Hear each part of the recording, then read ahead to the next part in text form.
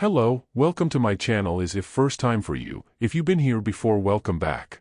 Now we presenting the Indian head nickel or buffalo nickel that circulated from 1913 to 1938. The buffalo nickel, sometimes called the Indian head nickel, is a U.S. 5-cent coin that was designed by sculptor James Earl Fraser in 1912. It was part of the Mint's campaign to beautify American coinage. James Earl Fraser, a sculptor who had worked as an assistant to St. Gaudens.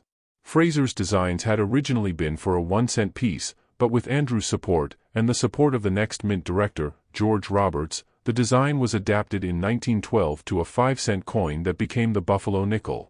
The coin featured a realistic portrait of a Native American on one side and an image of a buffalo on the other. It was produced at the Philadelphia, Denver, and San Francisco mints from 1913 to 1938. The first buffalo nickels were struck on February 22, 1913. They were unofficially introduced into limited circulation at the groundbreaking ceremony for the National American Indian Memorial in Staten Island, New York. 40 new nickels were sent to the ceremony to be distributed by President Taft to the attending Native American chiefs. The buffalo nickel was officially introduced into circulation on March 4, 1913 and quickly gained positive comments as depicting truly American themes. With the coin now in production, Barber monitored the rate at which dies were expended, as it was the responsibility of his engravers department to supply all three mints with working dies. On March 11, 1913, he wrote to Landis that the dies were being used up 3 times faster than with the Liberty head nickel. His department was straining to produce enough new dies to meet production.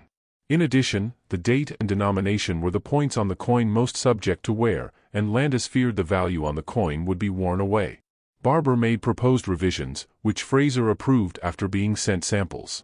These changes enlarged the legend 5 cents and changed the ground on which the bison stands from a hill to flat ground, the changes to what are known as Type 2 nickels. The piece was struck by the tens of millions, at all three mints, Philadelphia, Denver and San Francisco, through the remainder of the 1910s. In 1921, a recession began, and no nickels at all were struck the following year. The low mintage for the series was the 1926 S, at 970,000, the only date mint combination with a mintage of less than 1 million. The second lowest mintage for the series came with the 1931 nickel struck at the San Francisco Mint. The 1931 S was minted in a quantity of 194,000. In 1937 a worker at the Denver Mint polished a buffalo nickel die to remove clash marks, the marks and scratches that occur when dies are stored in direct contact with each other. Unfortunately, this worker did his job too thoroughly and not only removed all the clash marks, but one of the buffalo's legs as well.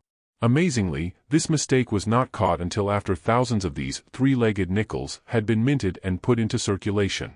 The buffalo nickel was in production for the mandatory 25 years, from 1913 to 1938.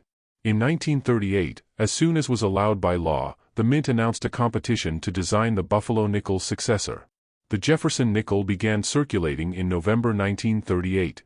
Well, we get to the end. This all I have for now. Hope you like it. Thanks for watching.